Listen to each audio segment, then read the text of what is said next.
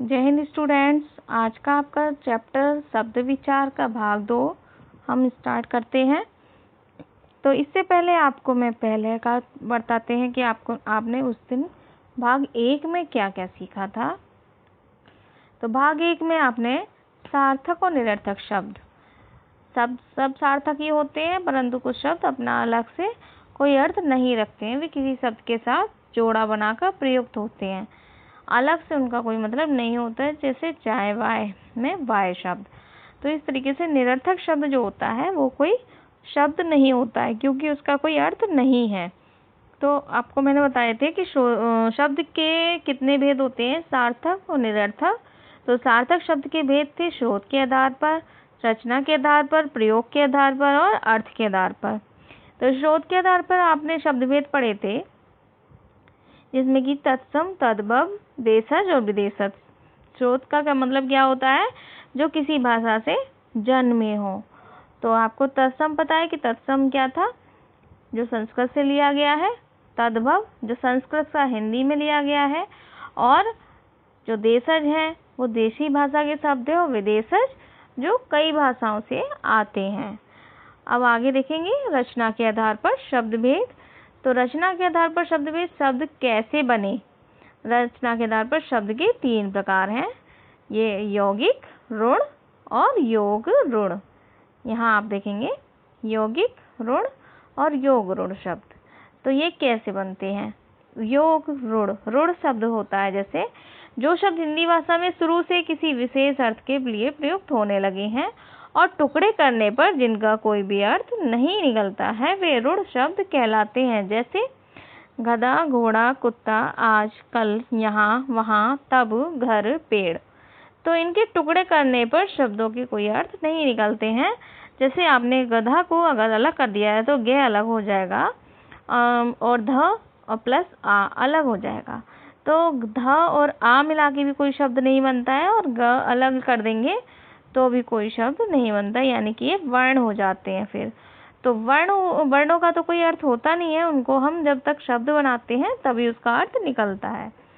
तो घोड़ा, तो घोड़ा में अगर ना तो घो का कोई अर्थ है ना रा का, तो परंतु दोनों मिलकर एक विशेष शब्द पशु के लिए ऋण हो गए हैं, यानी कि एक विशेष नाम बता रहे हैं घोड़े का।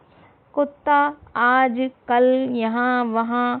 अब जैसे ये लिखा है कमल, तो कमल में भी अगर हम शब्द अलग अलग करेंगे, क, म और ले अलग अलग कर देंगे तो उनका कोई अर्थ नहीं निकलेगा। तो ये क्या हो जाते हैं, ऋण शब्द, यानी कि दो वर्णों से मिला एक शब्द, जिसके की टुकड़े करने पर उनका कोई अर्थ नहीं रहता है।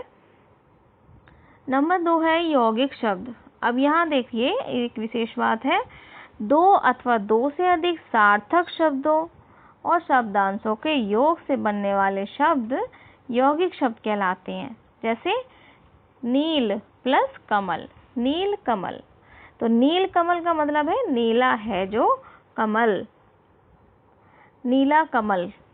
लोक सेवा यानी कि लोगों की सेवा। तो यहाँ नील शब्द का भी अर्थ निकल रहा है और कमल शब्द का भी निकल रहा है, लोक शब्द का भी और सेवा शब्द का।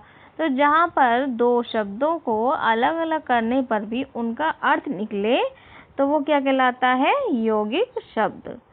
तो ये सभी शब्द एकाधिक शब्दों से के योग से बने हैं, यानी कि एक से अधिक शब्द से। 2 शब्द मिल जाते हैं, कहीं कहीं 3 भी मिलकर मिलते हैं। जैसे विद्या प्लस आलय, विद्यालय। पुस्तक प्लस आलय, पुस्तकालय। रसोई प्लस घर, रसोई घर।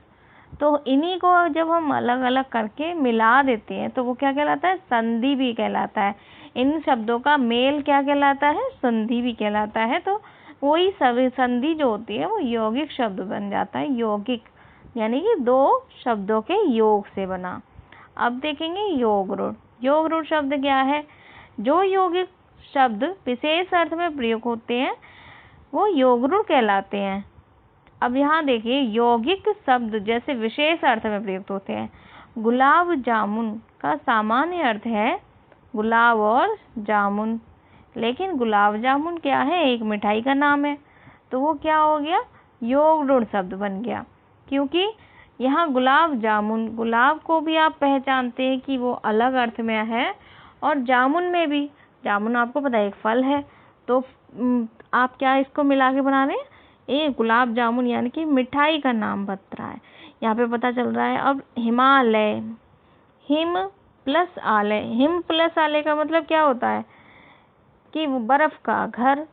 हिमालय क्या है, एक ऊंची पर्वत चोटी है। पंकज, पंकज, तो पंकज का मतलब क्या होता है, जो कि पानी में खिलता है, तो उसको क्या बोलते हैं, पंकज को कमल के लिए बोला गया है पंकज।